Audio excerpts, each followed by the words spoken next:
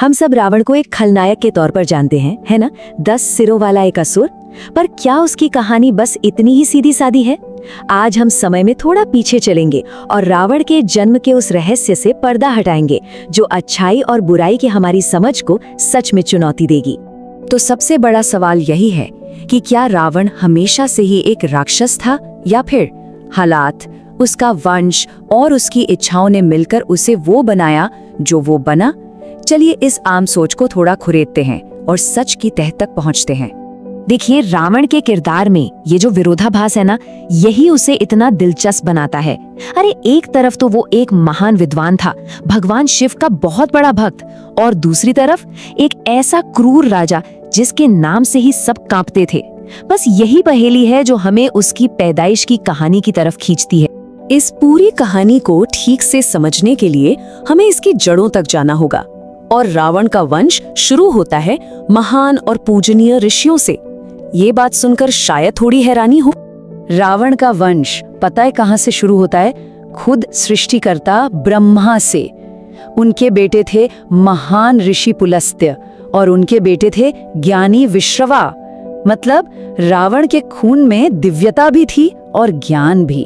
तो सवाल ये है कि फिर गड़बड़ कहाँ हो? और देखिए, ये दिव्यता सिर्फ विश्रवा तक ही नहीं थी। उनके जो पहले बेटे थे कुबेर, वो इतने गुणी और धर्मी थे कि उन्हें देवताओं का खजांची बना दिया गया। तो उस परिवार में महानता की कोई कमी तो थी नहीं। लेकिन हर कहानी में एक मोड़ आता है ना? और रावण की कहानी में ये मोड़ एक ऐसी ताकत के रूप में आया जो दिव्यता से नहीं बल्कि बेहिसाब इच्छाओं से भरी हुई थी। असुरों के राजा सुमाली एक बहुत ही चतुर रणनीतिकार थे। उन्हें एक रास्ता दिखा। उन्होंने सोचा कि अगर अपनी बेटी की शादी किसी महान ऋषि से करा दी तो उनका वंश ताकत और सम्मान की नई ऊंचाइयों को छू लेगा। और उनकी बेटी कैकेसी जितनी सुंदर थी उससे कहीं ज्यादा महत्वाकांक्षी थी। उसके दिल में बस एक ही आग जल रही थी, ऐसे बेटों को जन्म देना जो पूरे ब्रह्मांड पर राज करें। और यही कहानी उस सबसे अहम मोड़ पर पहुंचती है जहां बस एक पल की जिद ने एक पूरी किस्मत तय कर दी और एक भयानक भविष्य की नींव रख दी।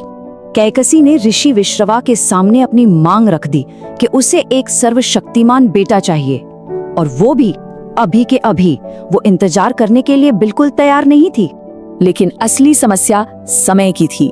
कैकेसी ने अपनी ये मांग एक अशुभ मुहूर्त में की थी।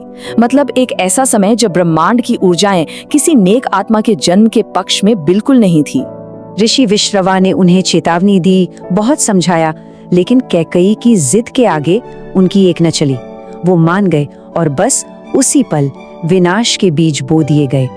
और फिर जब कैकेसी के पहले बेटे का जन्म हुआ तो ऐसा लगा जैसे प्रकृति खुद अपनी नामंजूरी जता रही हो। ये कोई मामूली संकेत नहीं थे, ये तो जैसे ब्रह्मांड का तरीका था ये बताने का कि दुनिया में एक ऐसी शक्ति आई है जो ताकतवर तो बहुत है लेकिन विनाशकारी भी। और उसका नाम वही उसकी किस्मत बन गया। उसे नाम दिया गया रावण, जिसका मतलब होता है वो जो दुनिया को रुलाए। सोचिए, ये सिर्फ एक नाम नहीं था, ये एक भविष्यवाणी थी। रावण अकेला पैदा नहीं हुआ था। उसके जो भाई बहन थे वो उसके किरदार के अलग अलग पहलुओं को दिखाते हैं और उसके अंदर चल रहे संघर्ष को समझने में हमारी मदद करते हैं। कैकेसी के चारों बच्चों में जमीन आसमान का फर्क था। जहां रावण, कुंभकर्ण और शूर्पणखा ने असुरी रास्ता चुना, वहीं विभीषण ने हमेशा धर्म का साथ दिया। ये दिखाता है कि विरासत एक होने के बावजूद चुनाव हमेशा अपना होता है। हाँ, हमें ये बिल्कुल नहीं भूलना चाहिए कि रावण बहुत बुद्धिमान और भक्त भी था। उसने इतनी कठोर तपस्या की कि भगवान शिव को प्रसन्न करके उनसे असीम शक्तियां हासिल कर ली। उसमें महान बनने की पूरी काबिलियत थी।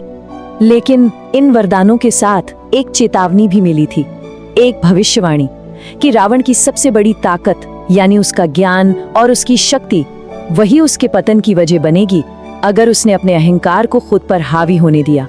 तो अब सारी कड़ियां जुड़ रही हैं, है ना?